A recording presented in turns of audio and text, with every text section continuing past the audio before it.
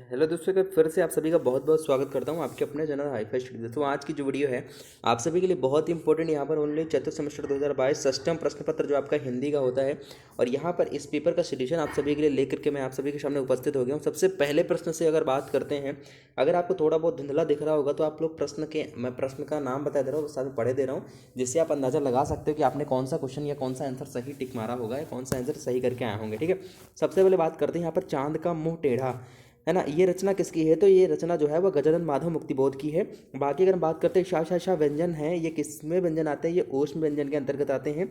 बाकी अगर हम यहाँ पर थर्ड नंबर क्वेश्चन की बात करते हैं, जो कि हमारा कहता है कि परिमल काव्य के रचयिता हैं, तो परिमल काव्य के रचयिता कौन है? सूर्यकांत त्रिपाठी निराला जी जो है वो परिमल काव्य के रचयिता माने जाते हैं। अगला हो जाएगा हमारा श्वः का अर्थ क्या होता है? तो श्वः का अर्थ मतलब होता है कल आने वाला, है ना। कल आने वाला ऑप्शन नंबर थर्ड हो जाएगा हमारा। श्वः का मतलब होता है कल आने वाला। अगला हो जाएगा यहाँ पर कि अब्ज शब्द का अर्थ क्या हो जाएगा? तो अब्ज का देखिए, अब्ज का मतलब शंख भी होता है, कमल भी होता है, कपूर भी होता है। इस वजह से राइट आंसर आपका ऑप्शन नंबर फोर्थ हो जाएगा, यानी उपरोक्त सभी हो जाएगा।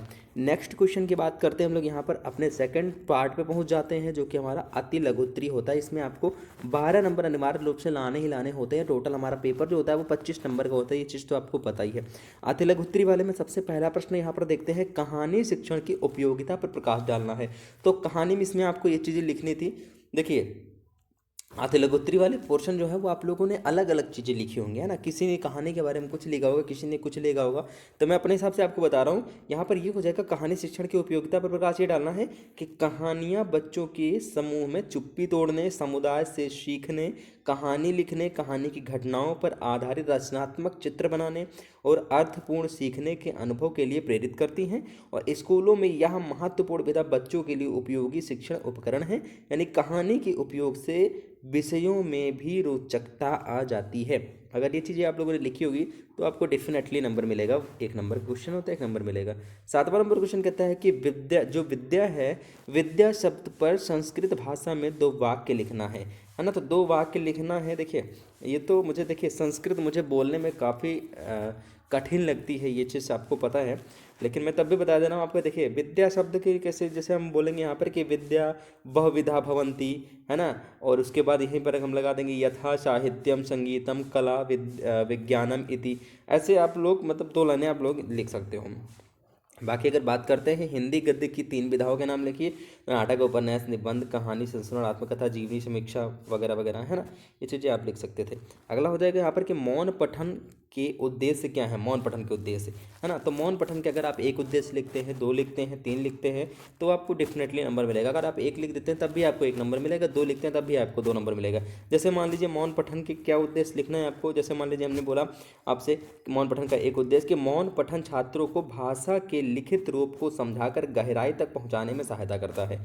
ये एक पहला हो जाएगा। अगर हम दूसरा भी लिखना चाहते हैं तो यह छात्रों में चिंतनशीलता का विकास करता है, जिससे उनकी कल्पना शक्ति विकसित होती है और छात्र बुद्धिमान बनता है।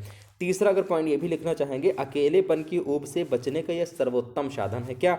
मौन पठन। ठीक है, ऐसे आप लिख सकते हो। 1 पॉइंट, 2 पॉइंट, 3 पॉइंट, जितने भी लोगों ने लिखा होगा बिल्कुल डेफिनेटली नंबर मिलेगा। अगला हो जाएगा यहाँ पर 10 नंबर क्वेश्चन कि विद्या धर्मेण शोभते सूक्ति का हिंदी में अर्थ लिखना है ना। विद्या धर्मेण शोभते, विद्या धर्मेण शोभते, हिंदी का मतलब सूक्ति का हिंदी में अर्थ लिखना है।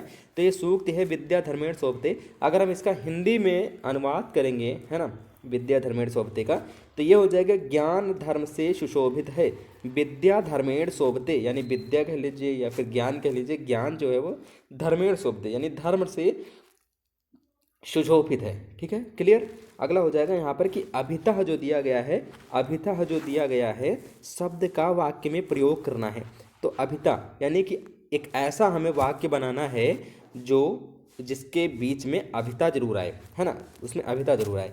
तो एक लाइन में आपको बता रहा हूँ कि विद्यालयम अभितः वृक्षः सन्ति, विद्यालयम अभितः वृक्षः सन्ति, यानी विद्यालय के चारों ओर वृक्ष हैं।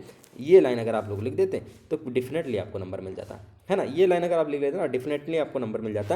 यानी अभिता शब्द का वाक्य प्रयोग क्या हो जाएगा, एक लाइन आपको लिख देना था संस्कृत में, विद्यालय अभिता वृक्षा संति, यानी विद्यालय के दोनों ओर, अभिता दोनों ओर, वृक्ष संति है है ना, ऐसे लिख देते आप लोग। बाकी नेक्स्ट क्वेश्चन आपका यहाँ पर जो मेन पार्ट आपका बनता है लघुत्तरी, है ना, लघुत्तरी प्रश्न, इसमें से मैं आपको एक दो क्वेश्चन बता दे रहा हूँ, बाकी तो आप कर ही के ही आए होंगे। जैसे कि बात करते हैं हम लोग यहाँ पर कि महादेवी वर्मा का साहित्यिक परिचय लिखना है, तो साहित्यिक परिचय में आपको डेफिनेटली उनके बारे में लिख देना है ना, उनके बारे में लिखना है। पीड़ा की गायिका, आधुनिक युग की मीरा नाम से विख्यात थी। बाकी इनका जो जन्म हुआ था 26 मार्च 1907 से को हुआ था, इनकी मृत्यु कब हुई थी, है ना। इनके साहित्यिक परिचय के बारे में आगे आप लोग लिख दीजिएगा। बाकी सबसे पहले इनके बारे में थोड़ा लिख देते हैं, है ना। इनकी रचनाएं कौन थी, निहार, नीरजा वगैरह, है ना। उसके बाद ये वे क्या थी, और एक चीज़ मैं आपको बता दे रहा हूँ कि वे हिंदी साहित्य में छायावाद युग के 4 प्रमुख स्तंभों में से एक मानी जाती हैं। आधुनिक हिंदी की सबसे सशक्त कवित्रियों में से एक होने के कारण उन्हें आधुनिक मीरा के नाम से भी जाना जाता है। इनके साहित्य के 2-4 साहित्य लिख दीजिएगा। बाकी सबसे इंपॉर्टेंट क्वेश्चन जो मैंने आपको हर बार लगभग एक स्पेशली वीडियो इसके ऊपर मैंने बनाया है, अगर आपने देखा होगा हिंदी का वीडियो, तो डेफिनेटली आपको यहाँ से आंसर जो है वो 2 नंबर करके आए होंगे आप लोग। जीवनी और आत्मकथा में अंतर, है ना, जीवनी आत्मकथा में अंतर। जीवनी क्या होती है, यानी जीवनी और आत्मकथा में अंतर में मैंने स्पेशली वीडियो बनाया है भैया, आप लोगों ने देखा होगा तो डेफिनेटली आप उसको करके आए होंगे। कमेंट सेक्शन में जरूर बताइएगा कि आपने करके आए या नहीं करके आए, आपको स्पेशली वीडियो मिला था या नहीं मिला था, कमेंट सेक्शन में बताइएगा। जीवनी और आत्मकथा मतलब, जीवनी का मतलब होता है जीवनी किसी दूसरे द्वारा लिखी जाती है। जैसे मेरी जीवनी है तो कोई और लिख रहा है, जैसे मेरी जीवनी तो आप लोग लिख रहे हैं, तो क्या हुआ, ये जीवनी होती है। लेकिन आत्मकथा जो होती है वो स्वयं के द्वारा, मैं अपनी आत्मकथा स्वयं के द्वारा लिख रहा हूँ। जीवनी किसी महापुरुष की ही लिखी जाती है, सबकी नहीं लिखी जाती। आत्मकथा जो होती है किसी भी कोई भी लिख सकता है इसको। जीवनी अनुमानित होती है, आत्मकथा सत्य होती है। आप हमारे बारे में लिख रहे हैं तो हमारी कुछ मतलब और भी बातें हैं जो आप नहीं जानते हैं, तो उसके बारे में आप बना बना के लिख देंगे, तो वो मतलब क्या होता है, वो अनुमानित है कि आप अनुमान लगा के मेरे बारे में लिख रहे हैं। बट अगर मैं अपने बारे में लिख रहा हूँ, आत्मकथा लिख रहा हूँ, तो वो आत्मकथा जो होगी वो सत्य ही होगी, ठीक है। जीवनी वर्णात्मक शैली में लिखी जाती है, आत्मकथा जो है कथात्मक शैली में लिखी जाती है। जैसे उदाहरण के तौर पर अगर हम जीवनी की बात करते हैं, कलम का सिपाही, ये कलम का सिपाही क्या किसी की जीवनी है ना। बाकी उदाहरण में क्या भूलूं के याद करूं, ये एक आत्मकथा है, ठीक है। इसका उदाहरण अगर आप लिख देते डेफिनेटली आपको नंबर मिल जाता, ठीक है। बाकी तो आप लोगों ने क्वेश्चन किए होंगे, ठीक है।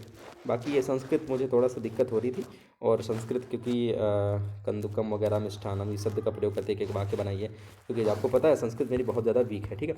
वीडियो को शेयर करिएगा, आप लोगों में बताइएगा कि आप लोगों को मैंने जितने बताया उसने में कितने लोगों ने आप लोगों ने सही किया, कितने नहीं सही किया, उससे आप लोग बताइएगा। और यहाँ से आप एक अनुमान लगा सकते हो कि आपने कितने क्वेश्चन सही करके आए और कितने क्वेश्चन गलत करके आए, ठीक है। वीडियो को शेयर करिएगा दोस्त मित्रों के साथ। मिलेंगे नेक्स्ट वीडियो के साथ। जय हिंद, वंदे मातरम।